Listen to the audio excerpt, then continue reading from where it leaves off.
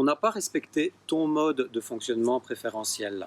On t'a donné des exercices qui n'étaient peut-être pas adaptés à toi. En tout cas, si tu n'as pas obtenu les résultats que tu voulais, si tu as abandonné en cours de route, il y a de fortes chances que les exercices n'étaient pas adaptés à ton fonctionnement.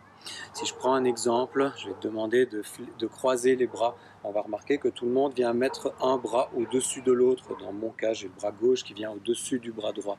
Eh bien, si je te demande de faire la même chose dans le sens inverse, on va remarquer que c'est faisable, mais ça demande une énergie qui va être plus importante, ça demande une réflexion plus importante, en tout cas c'est moins naturel.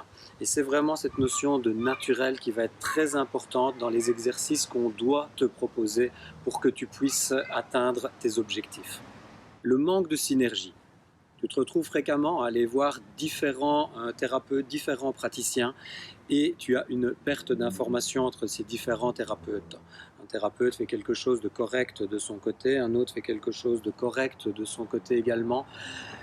Mais ils ne vont pas dans le même sens, ils n'ont pas la même vision, ils n'ont pas cette discussion qui est totalement nécessaire à une prise en charge adaptée. Donc il te faut absolument avoir cette coopération, cette synergie entre les différents intervenants si tu veux arriver à avoir la prise en charge que tu mérites. Tu veux exécuter le geste parfait. Eh bien le geste parfait n'existe pas, en tout cas c'est pas la même chose pour tout le monde.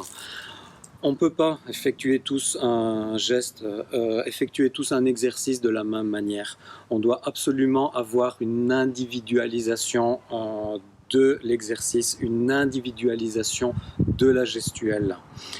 En plus de ça, on va devoir prendre en compte les pathologies médicales sous-jacentes, chose qui est beaucoup trop rarement faite, voire jamais.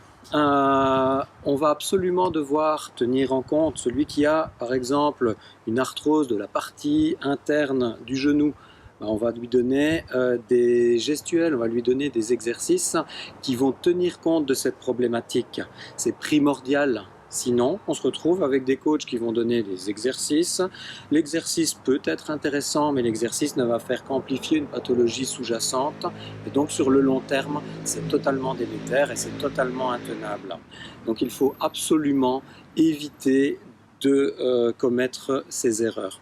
Nous sommes là pour ça, nous sommes là pour t'aider, nous sommes là pour absolument chercher quelles sont tes pathologies sous-jacentes, quelle est la meilleure manière d'adapter les exercices pour que tu puisses être performant et atteindre enfin tes objectifs.